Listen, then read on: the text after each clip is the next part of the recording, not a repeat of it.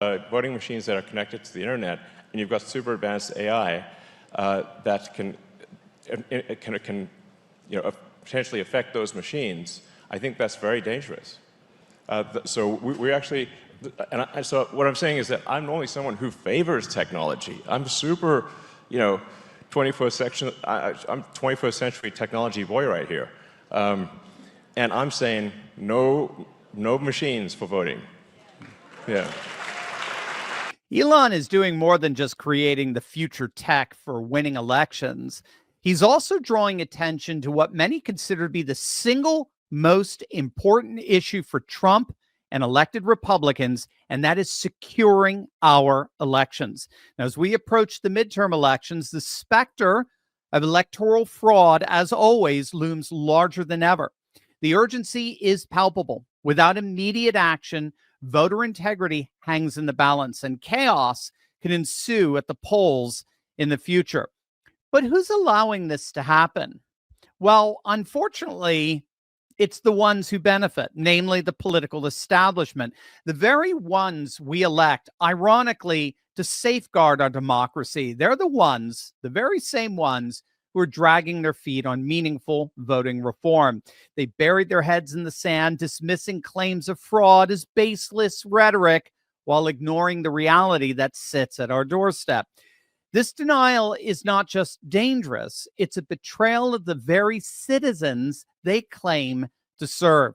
The fallout from this negligence has been disastrous. Citizens are rightfully outraged as we witness deliberate attempts to manipulate election outcomes, especially significant in an era of misinformation. So what can President Trump and our elected Republicans do about this? Well, back with us today is our good friend Seth Keshel. Many of you know Seth predicted the 2024 election with stunning accuracy. He's done a number of well-deserved victory laps, and he has incredible insight in what Trump can do now to impact election reform. And he already has projections on what the map is looking like for 2026. Seth, welcome back. Great to have you as always.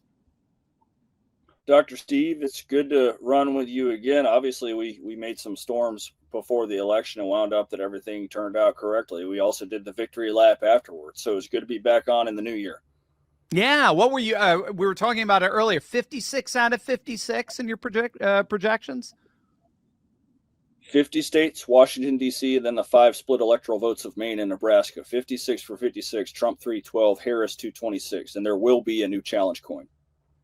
It's so awesome because a lot of people have been telling me they can't wait for my midterm analysis. They really enjoy coming to this channel for that analysis, but they all say it's because of who I bring on. It's these election modelers, it's these pollsters and so forth. Yourself, Rich Barris, of course, Mark Mitchell of Rasmussen. You guys are the gold standard. God bless you guys. You are and you've earned it. No, CNN won't give you the time of day, but we do.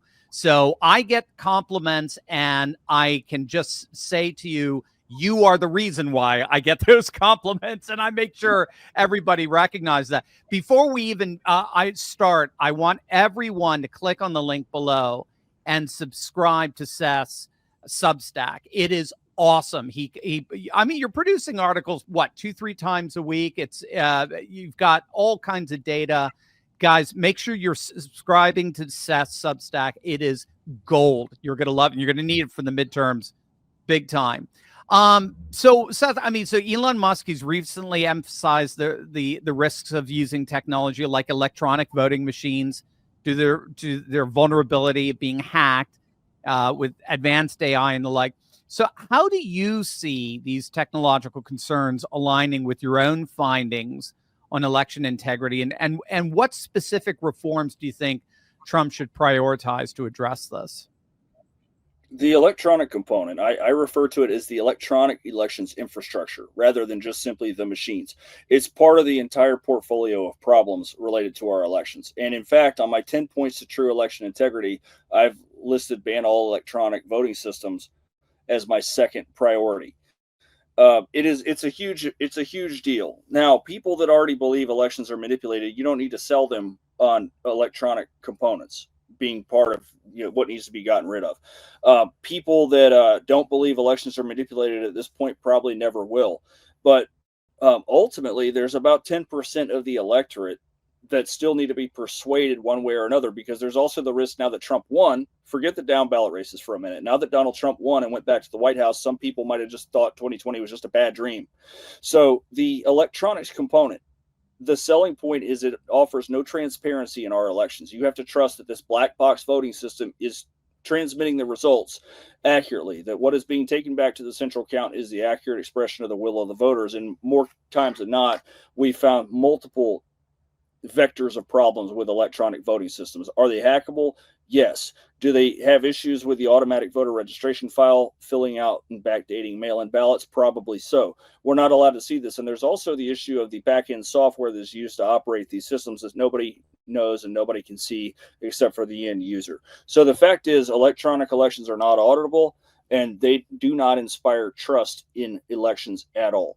So we've shown many countries all throughout the world don't have an electronic election system. They have hand-counted paper ballots, and they can count millions upon millions of ballots in a single day. If you look at Germany with 50 million ballots in their most recent election, which I read your article on it. Yep.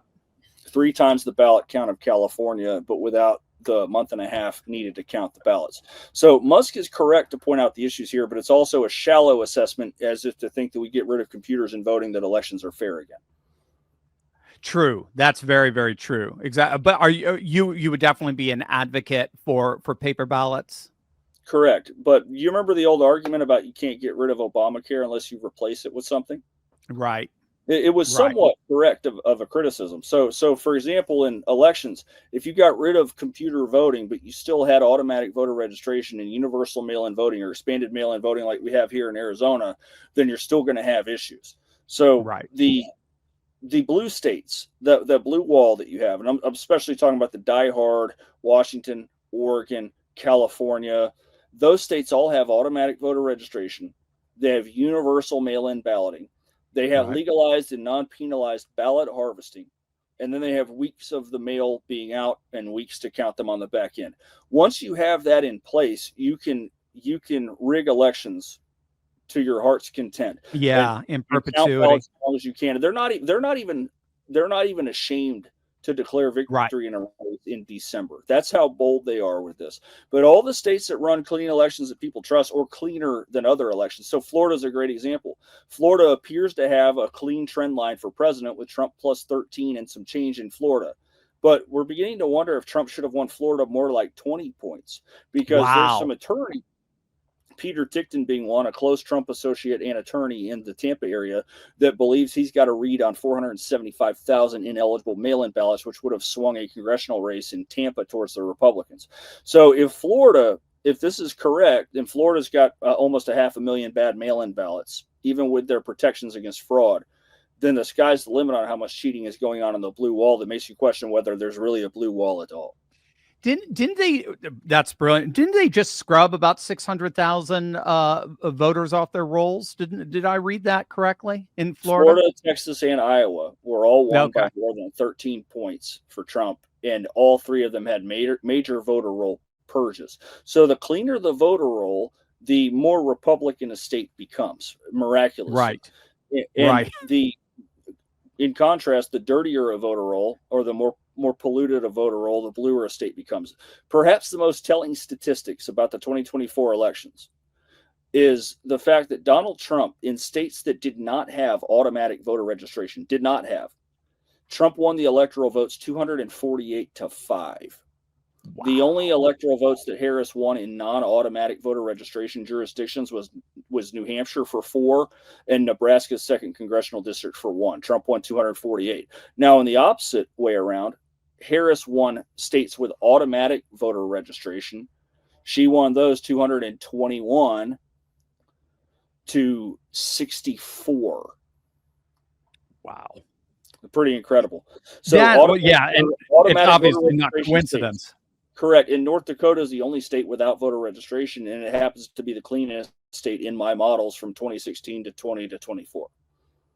Is there any way Trump, from a federal executive perspective, can he mandate voter roll purges at all? There is some power for the chief executive to go after corruption in this way. There's national policy about voter registration.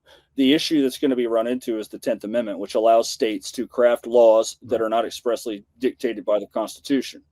And what has happened is a lot of these blue states have indeed latched onto their ability to make their own laws, and they've created a system of election law that disenfranchises other states if in the event we find that the elections are fraudulent.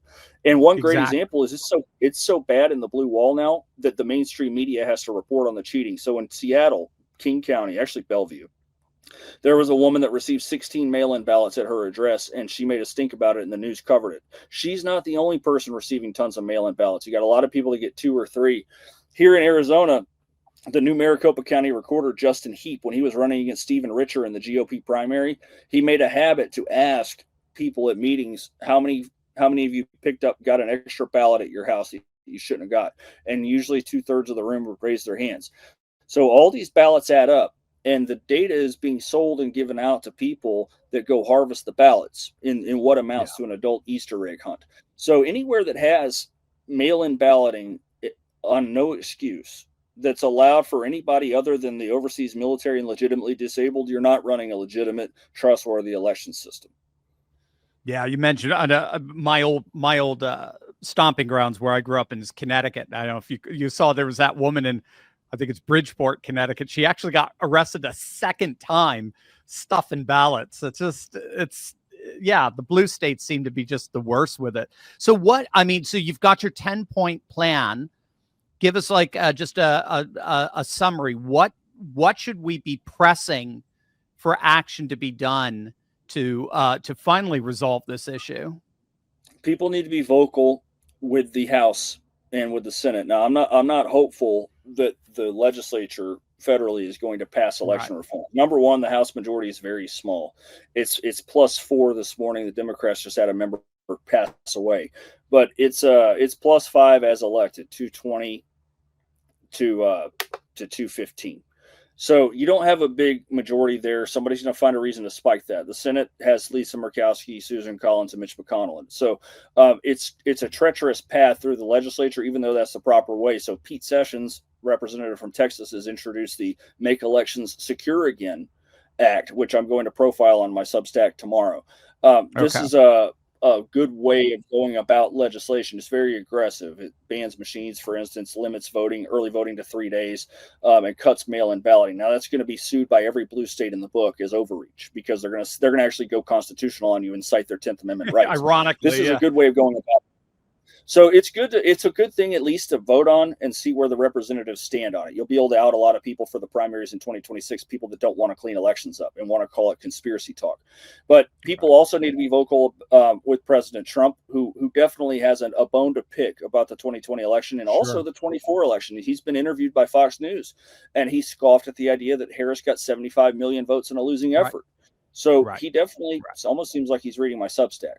And we have, to me, I think that President Trump should call for the formation of an election reform committee, and he should put the best and brightest in election reform rather than just going for one black and white solution or another. This is a death by 1,000 cuts approach. And the most important piece of the election manipulation equation is the corruption of the voter roll. And this is being shown all over the place, including those blue states that you mentioned, Connecticut being one, but New Jersey another. The FBI actually did go after voter fraud in New Jersey because it had nothing to do with a presidency or a Senate race or a governor's race. It was blue state Democrats going after Democrat primaries. And what happens is they find the data of people that sit on the voter rolls, and they go, if they're not real, they harvest up their ballots. If they are real, they buy their ballots from them, have them sign forms, pick up the mail-in ballots. And if you get a couple activists to go collect a couple hundred ballots apiece, you can swing these primaries that are going to be decided with low turnout by a couple hundred votes pretty easily. Yeah. What effect do you think the mass deportations are going to have on election fraud? Very little if it doesn't reflect that in the personnel file, in the voter roll. In the data, California has had these little exposés of its automatic voter registration that show tons of non-citizens and illegal aliens that get registered to vote. Now, I personally don't believe that illegal aliens in any statistically significant number are voting. Now, there's Okay. a lot of votes. There's 150 plus million votes. So, of course, there's going to be people voting illegally. That's voter fraud. That's not election fraud.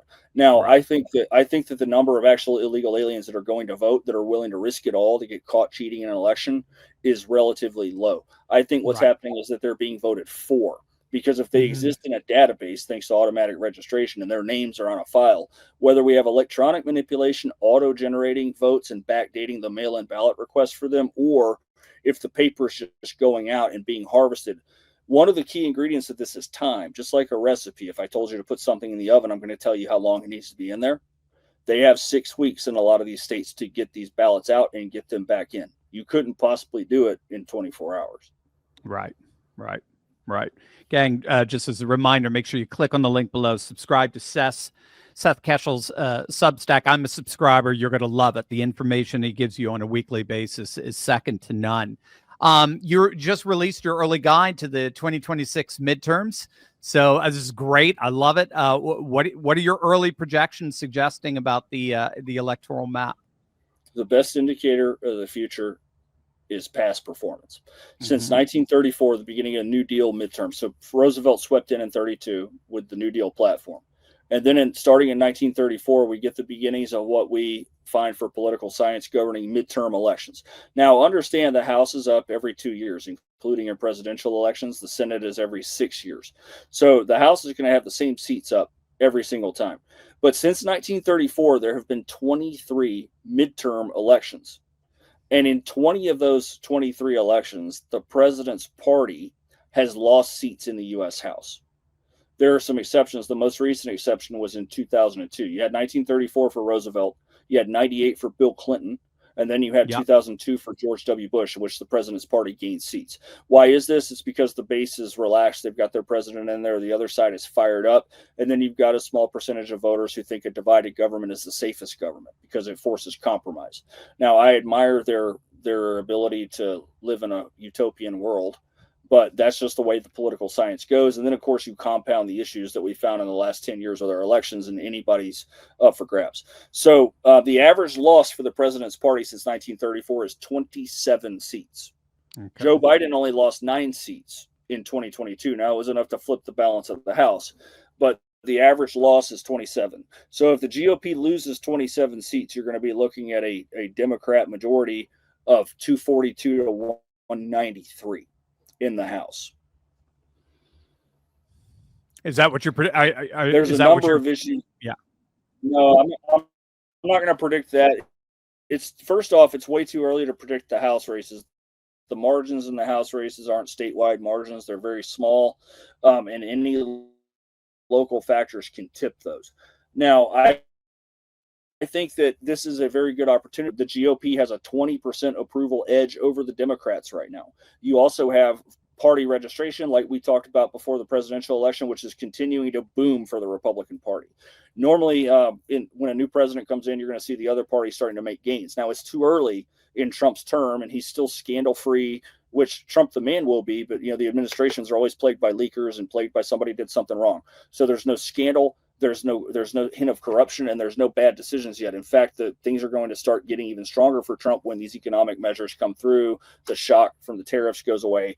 But we have all signs indicate that this may be one of those years where the Republican Party butts those trends.